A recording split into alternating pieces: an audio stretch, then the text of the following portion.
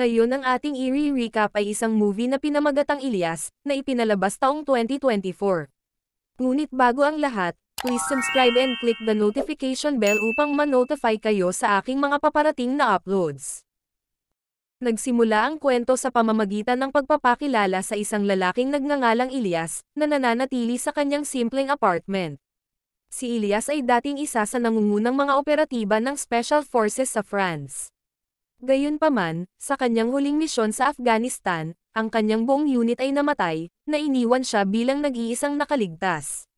Simula noon, si Ilyas ay nakipaglaban sa trauma, na humantong sa kanya na umalis sa militar. Siya ay walang trabaho mula noon. Isang gabi, naghahanda si Ilyas na lumabas para sa isang pulong, kasama ang kanyang kaibigan sa isang bar. Pagdating, magiliw siyang sinalubong ng kanyang kaibigan na si Hector, na nagpapatakbo ng isang security business at may offer kay Ilyas. Isang mayamang pamilya mula sa Dubai, ay kasalukuyang nagbabakasyon sa France. Umupa sila ng isang marangyang villa para sa kanilang isang buwang pananatili, at nangangailangan ng karagdagang bodyguard para protektahan ang kanilang anak na babae. Hindi lamang iyon, ipinaliwanag din ni Hector na ang sweldo ay napakalaki, at hinihikayat si Ilyas na kunin ang trabaho. Gayunpaman, tinanggihan ni Ilyas ang alok at umalis sa bar. Kinaumagahan, sa pagbalik ni Ilyas sa kanyang apartment, nagulat siya nang makita niya ang landlord na naghihintay sa kanya sa loob. Ang may-ari ay humingi ng bayad para sa upa, na hindi binayaran ni Ilyas sa loob ng 3 buwan. Sa sandaling iyon, ipinangako ni Ilyas na bayaran ang overdone na halaga sa susunod na buwan, at humingi ng karagdagang oras. Sa huli, naramdaman ang bigat ng kanyang mga paghihirap sa pananalapi, muling isinasaalang-alang ni Ilyas ang alok na trabaho ni Hector at nagpas siyang tanggapin ito. Hindi nagtagal, binigyan ni Hector si Ilyas ng higit pang mga detalye tungkol sa kanyang papel. Responsibilidad ni Ilyas na magsilbi bilang personal bodyguard para sa anak ng mayamang Dubai family. Pagkatapos ay binigay ni Hector kay Ilyas ang isang telepono, at inutusan siyang magulat kaagad kung may anumang mga isyu na lumitaw sa kanyang assignment. Hindi nagtagal, dumating si Ilyas sa marangyang villa na nirentahan ng Dubai family, para simulan ang kanyang trabaho. Bago magsimula, sumama siya sa isang briefing kasama ang 3 pang bodyguard, na pinamumunuan ng isang lalaking nagngangalang Jamal. Ibinunyag na si Jamal ay miyembro ng Dubai family, at binalangkas ang security protocol para sa team. Habang si Jamal ay nagbibigay ng mga tagubilin, isang babaeng nagngangalang Amina na kapatid ni Jamal, ay lumapit sa kanila. Ilang sandali pa, dumating din ang anak ni Amina na si Noor, na kapansin-pansing maganda. Sa panahong ito, ipinaliwanag ni Jamal kay Ilyas, na ang kanyang pangunahing tungkulin ay protektahan si Amina at Noor. Si Amina ang ika-6 na asawa ng isa sa pinakamayamang oil magnate sa Dubai, na kilala bilang oil boss, at si Noor ay kanyang anak. Binigyang diin din ni Jamal ang kahalagahan ng pagtiyak ng kanilang kaligtasan sa panahon ng kanilang bakasyon, at nagbabala na walang pinsalang dapat dumating sa kanila sa anumang pagkakataon. Matapos maunawaan ang kanyang mga responsibilidad, inihatid si Ilyas ng isa pang bodyguard sa isang silid ng dormitoryo. Makalipas ang isang oras, nakita si Ilyas na nakasuot ng opisyal na uniforme ng isang bodyguard, tulad ng iba. Ang una niyang gawain ay ang magtungo sa swimming pool, upang bantayan si Amina habang siya ay naliligo. Nang matapos si Amina, hiniling niya kay Ilyas na samahan ang kanyang anak na si Noor sa tanghalian. Gayunpaman, tila hindi komportable si Noor sa paligid ni Ilyas, dahil hindi niya gusto ang pagkakaroon ng bodyguard. Hindi nagtagal ay nagdahilan siya na lumabas, na pakainin ang kanyang alagang aso. Sa hapon, nakatanggap si Ilyas ng isang pakete na inihatid ng isang kurir.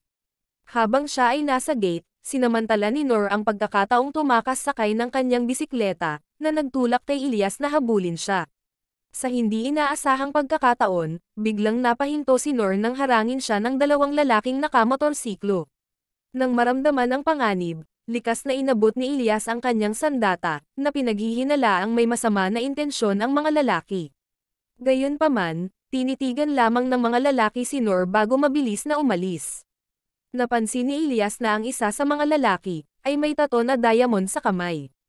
Hindi nag-aksaya ng oras, ibinalik ni Ilyas si Noor sa loob, sa takot na baka matarget siya ng mga kidnapper.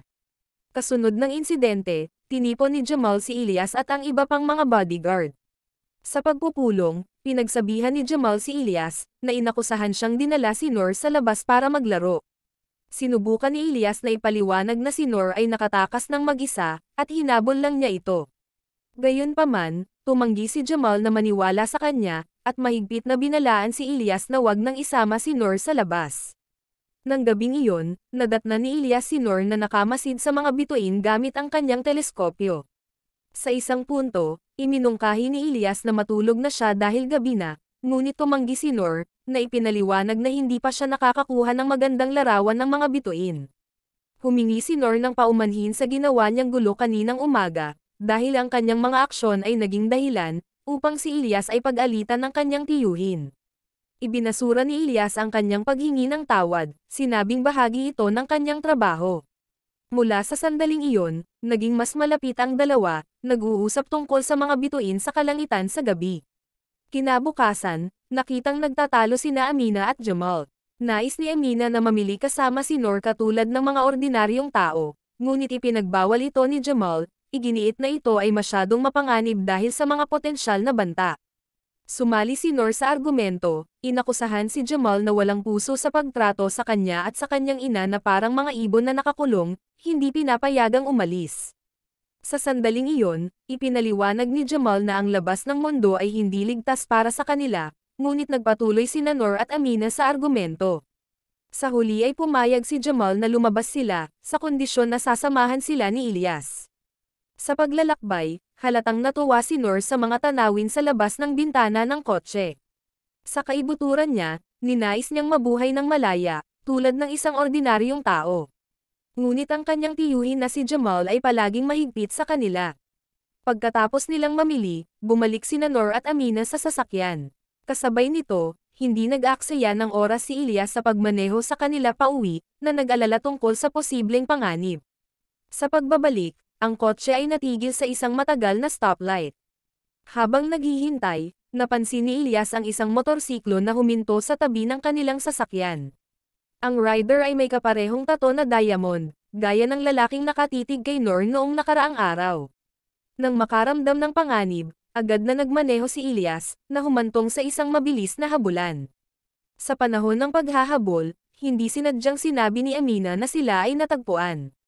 Sa kabutihang palad, nagawa ni Ilyas na takasan ang mga humahabol, at ligtas na naibalik sina Amina at Noor sa villa. Pagbalik sa villa, tinanong ni Ilyas si Noor tungkol sa mga taong humahabol sa kanila, sa hinalang may itinatago ang pamilya. Sa huli, isiniwalat ni Noor ang katotohanan. Siya at ang kanyang ina ay wala sa France para sa isang bakasyon, ngunit upang takasan ang kanyang stepfather, ang oil boss. Ipinaliwanag niya na pinakasalan ng oil boss ang kanyang ina, noong siya ay 3 taong gulang pa lamang. Noong una ay mabait ang pakikitungo niya kay Noor, ngunit nang maglaon, pinilit niya itong ipakasal sa isang 50 anyos na kasosyo sa negosyo. Ito ang nagudyok kay Jamal na ipuslit sina Noor at Amina palabas ng Dubai, at dalhin sila sa France. Nang mapagtanto ito, napagpasyahan ni Ilyas na ang mga taong humahabol sa kanila ay mga tauhan ng oil boss. Di nagtagal, nagpunta si Ilyas upang sabihin kay Jamal, ang tungkol sa mga kaganapan kamakailan. Gayunpaman, sa isang biglaan na pangyayari, si Jamal ay binaril patay ng isang sniper. Pinalibutan ng sniper, kasama ang mga puwersa ng oil boss ang villa.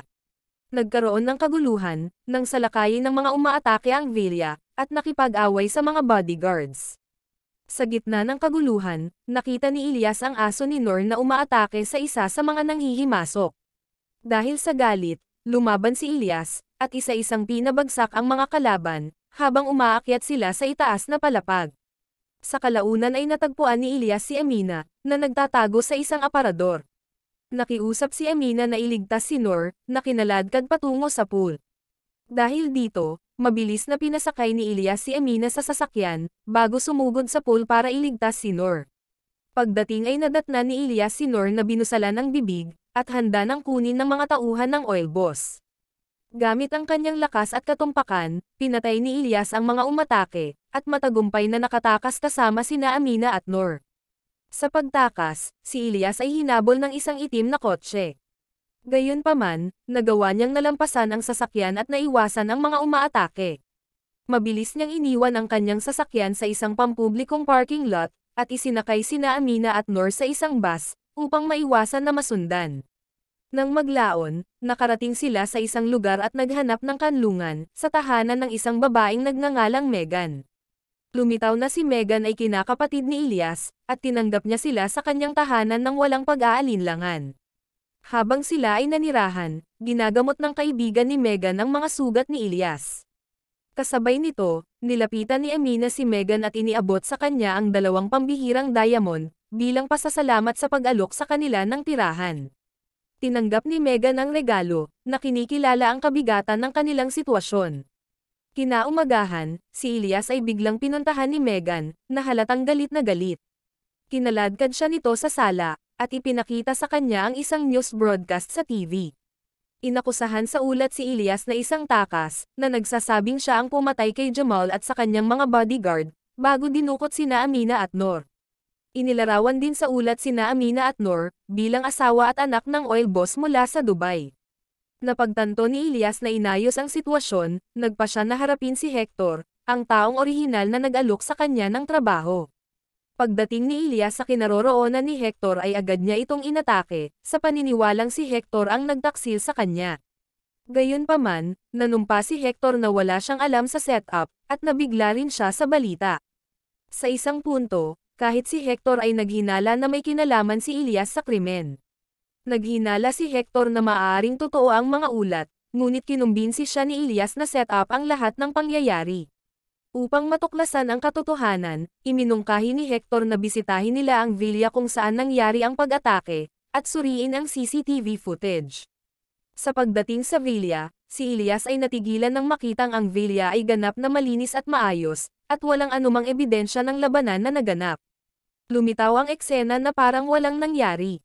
Nang walang ibang pagpipilian, na-access nila ang CCTV room at nirepaso ang footage mula sa nakaraang araw.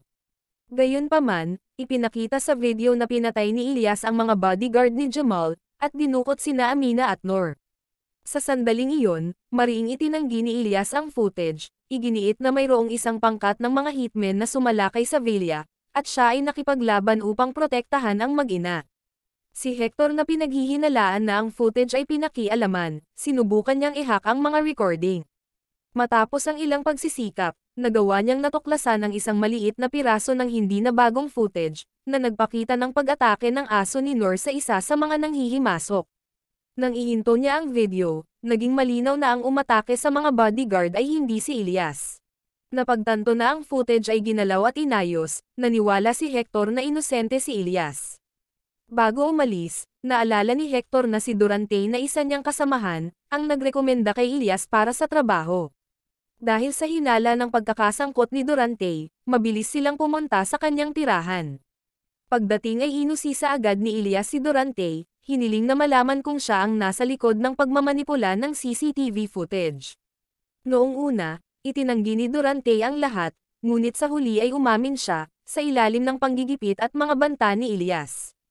Inamin ni Durante na binago niya ang footage, matapos mabayaran ng malaking halaga ng oil boss. Galit na galit, walang awa na pinatay ni Ilyas si Durante, determinadong protektahan sina Amina at Noor, mula sa karagdagang panganib. Kinaumagahan, binisita ni na Ilyas at Hector sina Amina at Noor, sa bahay ni Megan. Sa sandaling iyon, tinanong ni Hector si Amina tungkol sa kanyang mga plano, dahil ilang oras na lamang bago sila matagpuan ng puwersa ng oil boss. Ipinaliwanag ni Amina na gusto niyang pumunta sa England, kung saan nakatira ang kanyang mga kamag-anak, ngunit wala siyang ideya kung paano makarating doon ng ligtas. Nang marinig ito, iminungkahi ni Hector na ang tanging magagamit na opsyon, ay ang paglalakbay na nakatago sa loob ng isang cargo container patungo sa England. Nang gabing iyon, sina Ilyas at Hector ay sinamahan sina Amina at Noor sa itinakdang container. Habang nasa daan, humiling si Amina na huminto sa isang kainan, dahil hindi pa sila kumakain buong araw. Habang kumakain sila, napansin ni Ilyas ang isang kahina-hinalang lalaki na pumasok sa isang van. Mabilis na kumilos, sinundan ni Ilyas ang lalaki, at natuklasan ang ilang iba pa sa loob. Walang pag-aalinlangan, isa-isa niyang pinatay ang mga ito. Pagkatapos nito, sinuri ni Ilyas ang isa sa kanila, at nakita niya ang isang marka ng kagat ng aso sa kanyang braso, ang parehong marka na iniwan ng aso ni Noor sa pag-atake sa villa. Napagtanto na ang mga lalaking ito ay mga tauhan ng oil boss, hinimok ni Ilyas si Hector na umalis na sa lugar at bumalik na sa paglalakbay. Maya-maya pa, nakarating sila sa site ng container. Sa loob, sina Amina at Noor ay sumali sa grupo ng iba pang mga immigrant na sinubukan ding makarating sa England. Gayunpaman, biglang nalungkot si Noor at tumanggi siyang humiwalay kay Ilyas. Nag-atubiling nagpa siya si Ilyas na sumama sa kanila, dahil siya rin ay isang takas na ngayon sa France. 3 oras sa biyahe, biglang huminto ang container truck na nagdulot ng pagkataranta sa mga pasahero. Tiniyak ni Ilyas kay Noor at Amina na manatiling kalmado, at magtiwala na magiging maayos ang lahat. Ilang sandali pa, isang grupo ng mga armadong lalaki ang nagbukas ng pintuan ng container, at nagsimulang magpaputok ng walang habas. Ang mga lalaking ito na tapat sa oil boss, ay banihag si Noor at pinatay si Amina. Napag-alaman na gusto lang ng oil boss si Noor, at pilitin na pakasalan ang kanyang kasosyo sa negosyo. Sa panahong ito, nakaligtas si Ilyas sa pamamagitan ng pagtago sa sarili sa likod ng nabaril na pasahero. Nanatili siyang tahimik at hindi gumagalaw hanggang umalis ang mga umaatake, at iniwan ang walang buhay na katawan ni Amina. Sakto namang lumabas si Ilyas sa container bago ito sumabog. Samantala, isa pang eksena ang nagsiwalat, ng ilang lalaking may tato na diamond sa kanilang mga kamay, ang may hawak na hostage. Ito ang mga tauhan ng oil boss, at ang bihag ay walang iba kundi si Hector, ang pinagkakatiwalaang kaibigan ni Ilyas. Sa pamamagitan ni Hector, pagkatapos ng malupit na pagpapahirap, nalaman nila ang tungkol sa plano ni Amina at Noor na tumakas sa England. Sa kabila ng sakit, binalaan sila ni Hector na si Ilyas ay hindi isang tao na madaling mapatay, at ito ay siguradong maghihiganti sa kanilang mga aksyon. Bilang tugon, walang awa na pinatay ng mga lalaki si Hector. Lumipat ang eksena kay Ilyas, na lumapit sa isang piloto, isang dating kasama noong panahon sa kanyang militar. Sa sandaling iyon, nakiusap si Ilyas sa piloto na paliparin siya sa Dubai, partikular sa isa sa mga skyscraper hotels na pag-aari ng oil boss. Plano ni Ilyas na iligtas si Noor, na alam niyang dinala doon dahil natuklasan niya ang lokasyon gamit ang tablet ni Noor, na hindi sinadyang naiwan ito. Dahil sa utang na loob niya kay Ilyas, pumayag ang piloto na tumulong at nagayos para sa agarang paglipad. Di nagtagal, dumating si Ilyas sa Dubai, lumapag sa ibabaw ng skyscraper hotel ng oil boss. Walang pagkaantala, nagparashoot siya papunta sa rooftop, determinadong hanapin si Noor. Tahimik siyang gumagalaw sa gusali, pinatay ni Ilyas ang 2 gwardya na nakatalaga sa labas ng silid ng bata. Gamit ang isa sa kanilang mga ID card, binuksan niya ang pinto, at nahanap ni Ilyas si Noor sa loob, at ang 2 ay nagyakapan. Nang makatakas na sila, biglang tumunog ang alarma, at humarang ang 12-dosenang gwardya. Sa kabila nito, natalo ni Ilyas na isang elite na sundalo, ang lahat ng tauhan ng oil boss sa isang matinding labanan. Binuhat niya si Noor habang patungo sila sa elevator, ngunit tinambangan sila ng isang huling gwardya. Bilang resulta, isang brutal na labanan ang naganap. Nang saglit na nadaig si Ilyas, kumuha ng kutsilyo si Noor at sinaksak ang gwardya. Galit na napunta kay Noor ang atensyon ng gwardya, ngunit nakabawi si Ilyas sa tamang oras upang patayin niya ito. Sa madaling salita, dinala ni Noor si Ilyas sa isang lihim na elevator, dahil ang mga public elevator ay na-deactivate na. Gayunpaman, ang ruta ng elevator ay dumadaan sa suite ng oil boss, upang makarating sa rooftop. Si Ilyas na puno ng galit ay gustong harapin ang oil boss, ngunit nakiusap si Noor na wag saktan ng kanyang ama, at hinimok siya na unahin ang kanilang pagtakas. Nag-atubili na pumayag si Ilyas, at nakarating sila sa rooftop. Sa huli, ginamit muli ni Ilyas ang kanyang parachute para dalhin silang 2 sa ligtas na lugar. Pagkalipas ng 2 araw, dumating sina Ilyas at Noor sa isang liblib na nayon sa Morocco, kung saan nakatira ang tiyahin ni Ilyas. Ang tiyahin na namuhay ng mag-isa sa loob ng maraming taon, ay malugod silang tinanggap at pumayag na manatili sila. Nagpasya din si Ilyas na manirahan doon upang palakihin si Noor. Lumipas ang 1 buwan, at nagsimulang pumasok si Noor sa isang lokal na paaralan, tinatamasa ang isang simpleng buhay na malayo sa dati niyang buhay, bilang isang mayaman na anak. Gayunpaman, mas masaya at mas malaya ang pakiramdam niya ngayon.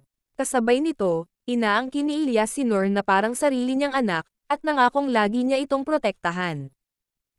At dito nagtapos ang kwento. Hanggang sa muli, maraming salamat sa panonood.